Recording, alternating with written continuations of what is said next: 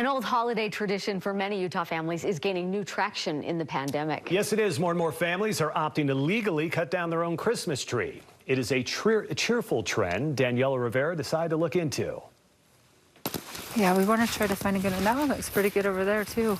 Every winter, Carter, look at that one over there. the Christiansen family ventures into the mountains, permit in hand, Allie, look at these trees over here. They look tall. in search of the perfect tree. Tall, it's green, and it looks perfect. It's a tradition started decades ago Like, I've never not had a real Christmas tree. by Ashley Christiansen's dad. We've been doing it our whole life. He can't get around in the mountains anymore, The year before, we had like 3 feet of snow. but Ashley is still making memories with her children. I don't think that's 20 feet. I think we'd be okay. Yeah. I always call and tell him, like, we're going up to get the tree. We're so excited. And he always says, I'm just so glad you're doing that. I'm so glad you're doing that. It's so important to him. We try to do things like a democracy. And while John Christiansen married into this annual activity, I think we inherited this from Grandma, actually. he's here to cut and carry. Create a dad's victim fund for this stuff.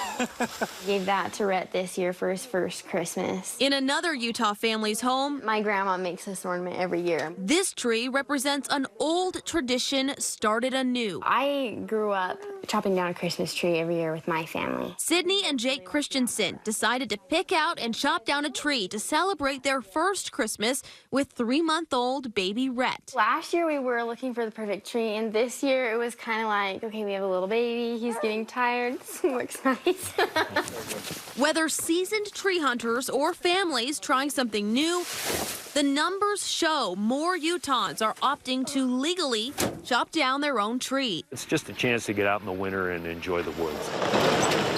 Data from the National Forest Service shows nationally the number of tree permits sold surged by 20% from 2019 to 2020. One factor in the increase, You just write the month and date that you're cutting down the tree. permits have now become widely available online during the pandemic. That is a big jump. David Whittekind, forest supervisor of the Uintah-Wasatch Cache National Forest, said multiple permit areas sold out this year. Heber Camas, which is our most popular ranger district to get a tree on, it's closest to the Wasatch Front, usually sells out every year, but the Spanish Fork Ranger District and the Logan Ranger District have both sold out. The Bureau of Land Management has a tree permit system too. Their numbers show this year, Utah is the #1 state for tree cutting sales within the BLM.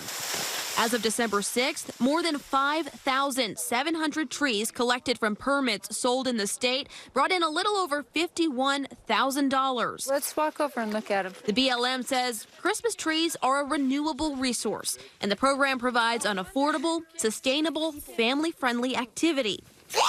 But for the Christiansens, the fun doesn't end after finding one perfect tree. They're after a second tree for Grandpa. It's just fun and exciting. There are already signs of Christmas around Kent McKell's home, Yeah. but he's been waiting to see what the most important decoration will look like this year. It was a tradition that I hope my family will continue. He says cutting down your own tree means loving its imperfections, or at least hiding them. You have to look for a minimum of 3 sides that looks good. So the bad side, you can put it in the corner. But this year's tree might not need a corner. Oh, my heavens. Oh, my word.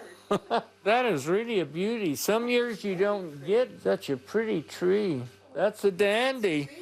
The aroma of a freshly cut tree and the sight of loved ones gathered around, well, there's nothing quite like it. Gee whiz, look what we've accomplished, you know? Look what we've done. Daniela Rivera, KSL 5 News.